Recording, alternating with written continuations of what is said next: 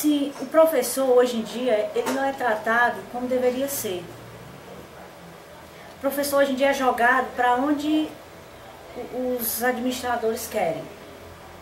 Ele deveria ter um pouco mais de respeito, porque se ele foi concursado para ser um professor, é porque ele teve mérito. E eu vejo muito hoje em dia isso aqui no nosso município de Paramoti, né?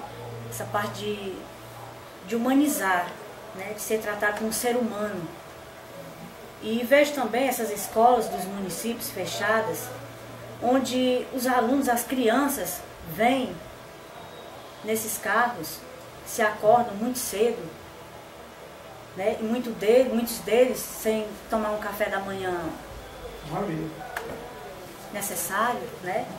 Vem para a escola, sai de casa às 5 horas da manhã, 6 horas da manhã, começa uma aula às 7 horas, quando vai merendar, aquela merenda que não é satisfatória. Então como é que um aluno desse, uma criança dessa pode aprender se ele não está bem alimentado, né? Então seria assim uma forma de estruturar o município na área da educação, de ver uma maneira, né, doutor Samuel, de reabrir essas escolas, até para deixar essas crianças menores estudando perto de casa. O que seria essa estruturação humanista da Secretaria de Educação? Assim, eu vejo um pouco dessa parte de humanizar. Começa aí por humanizar, né? Porque essa falta de respeito é falta de humanismo. A falta de respeito com o funcionário. Com qualquer funcionário, eu estou me referindo mais aos professores, né? Tem que humanizar, tratar como ser humano, tratar as pessoas como ser humano, não como uma coisa que não é vista aqui no nosso Paramoti, em qualquer lugar. As últimas notícias, né, que a gente vê de greve de professores, que agora explodiu em todo o Brasil, já não é de hoje que o professor no Brasil, em todo o país, ele não é respeitado como se deve, como se existe em outros países, onde você ser professor é uma carreira boa para ser seguida. Aqui não, se você é professor é porque foi o jeito, era o que tinha. O pessoal vê assim.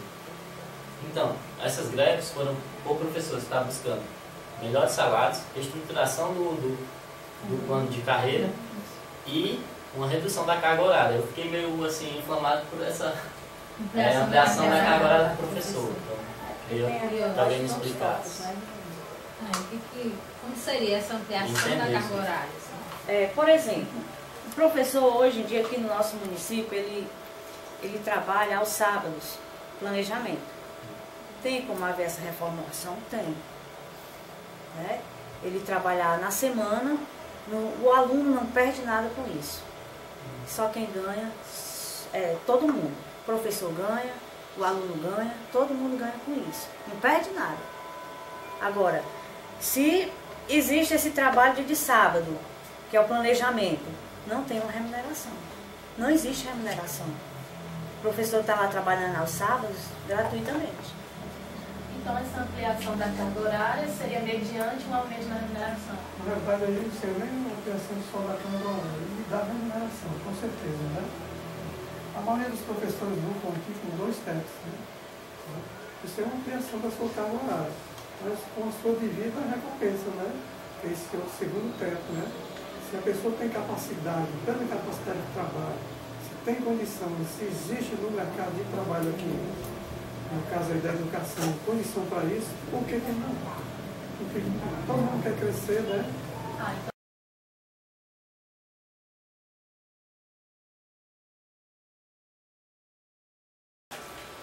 Segundo o sociólogo chileno, né, Juan Casasus, a pesquisa que ele fez, né, em 2000, levava em conta vários fatores para justificar o bom desempenho dos estudantes na sala de aula.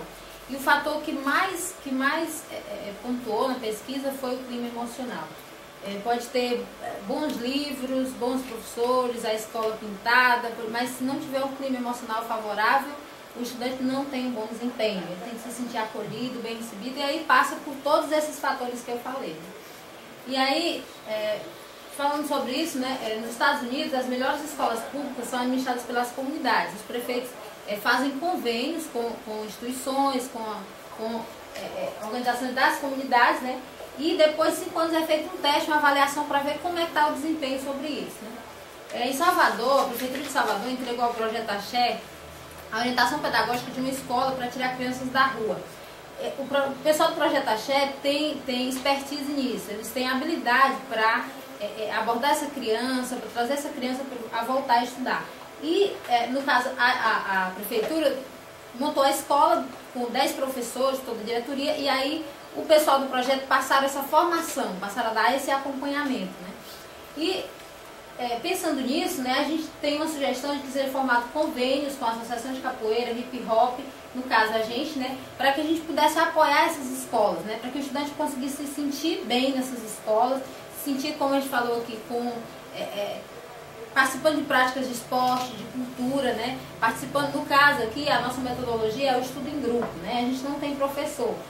A gente estuda em grupo e quem tem mais habilidade em uma disciplina se torna o monitor daquela disciplina.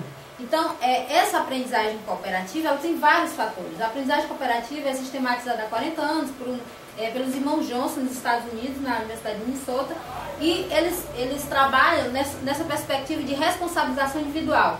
O estudante está adquirindo conhecimento e o que faz sentido é que ele compartilha com o colega. Não é só aquele conhecimento bancário, eu estou só ouvindo, o professor está só falando. Então a gente trabalha com uma perspectiva que eu sou a coordenadora, mas eu não tenho, digamos assim, não tenho preponderância sobre os demais. Todos eles podem opinar, participar e todos eles desenvolvem atividades, têm papéis, né? Então o estudante precisa se sentir parte, se sentir, digamos assim, ele ganhar um papel, uma importância na escola. Então por isso que a gente citou nesse caso, né? Porque na verdade tudo está mesmo nas crianças, né? Como é que a gente prepara essa criança para o futuro? E a gente também tem outras sugestões no caso. Vocês querem falar sobre isso, alguma coisa? Sobre as sugestões? Sobre o convênio com essas instituições. Não tenho dúvida, né? Isso é muito salutar, é importantíssimo, né? Não existe alegria maior do que você compartilhar e você ensinar, você transmitir o que você sabe para o seu próximo, né? Isso sendo feito no grupo, né? E essas coisas, esse intercâmbio vai ser muito mais intensificado, é claro. Isso convém com as instituições, tem que ser feito, é uma consequência natural de tudo isso, a criação desses centros, de agregar esse pessoal, né, ao currículo educacional tradicional, que é muito fajuto, é muito quadrado, né? Isso é importante. Mas aí vocês vão ter que cooperar também, né?